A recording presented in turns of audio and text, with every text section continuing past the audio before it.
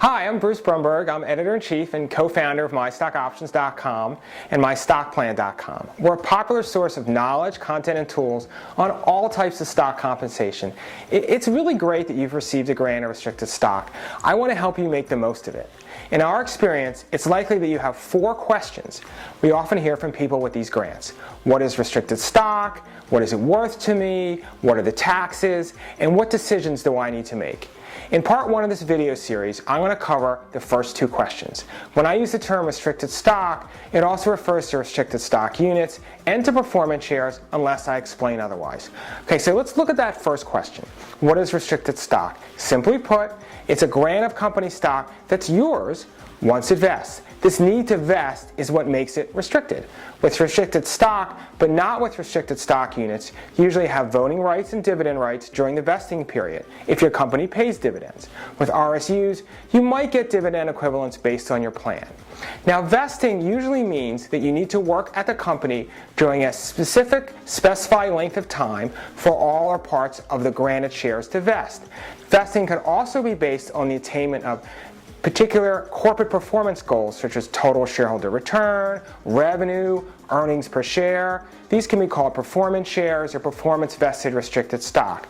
Now, normally vesting stops when you stop working for the company. If you leave your company before the shares vest, you're going to forfeit the unvested shares. However, you want to check your stock plan for any provisions it may have on the treatment of vesting should you retire, become disabled, die, or if your company is acquired. Let's look at a straightforward example. You get a grant of 1,000 shares of restricted stock. The stock price of grant is $11. It vests over 4 years at 25% a year. The way vesting works is that each year, on the anniversary date of the grant, assuming you're still employed at the company, you acquire outright 250 shares.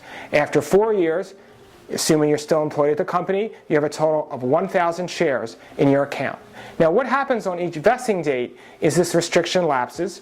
The shares appear in the account at the brokerage firm that your company requires you to use for the initial transfer of the shares. So before vesting, make sure you've activated that account and have completed any necessary related forms. At vesting, you get the shares, you can keep them, you can sell them, you can gift them, you can pledge them. Just like any other shares in the company you may own, it may be subject to some rules such as restrictions on insider trading, but your ownership is then like that of any other regular shareholder. So then let's look at question 2. What's the grant worth to you?